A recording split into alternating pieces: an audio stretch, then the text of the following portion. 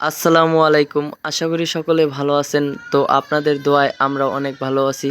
তো আজকে আমরা যেই কাজটা করতেছি, আমরা এখান থেকে কাদামাটি নিয়ে কিলিংয়ের ভিতরে কিলিং লেপবো। তো আমরা বালতি দিয়ে দেখতেই পারতেছেন কাদামাটি উঠাইতেছি টপের ভিতরে। এগুলো হলো টপ গাড়ি। টপ গাড়িতে নিয়ে যেয়ে আমরা কিলিংয়ের ভিতরে এগুলা ঢুকাবো, ঢুকিয়ে তারপরে আমরা এই মাটিগুলা দিয়ে আমরা লেপ দিব। তো আমাদের প্রায় বুড়ানি শেষ হয়ে গেছে। তো আমরা এখন এগুলা নিয়ে কিলিংয়ের ভিতরে যাব।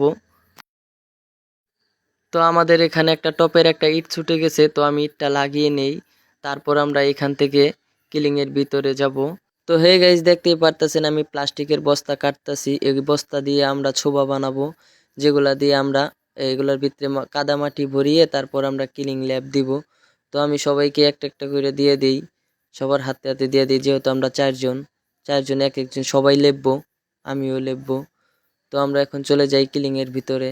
এই আসো আসো সবাই আসো, কাজটা শেষ করতে হবে। তো তো আমরা ভাই এই কাজটা 7,000 টাকা চুক্তি নিছি, মানে এই কাজটা শেষ করে দিলে আমাদেরকে 7,000 টাকা দেওয়া হবে।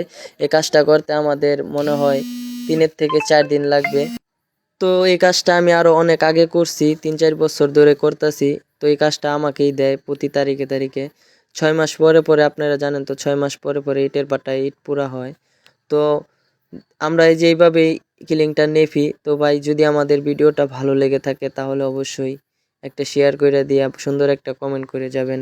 আমাদেরকে ভিডিও করার আরও উৎসাহ দিবেন, একটু সাপোর্ট করবেন। তো সবাই ভালো থাকবেন।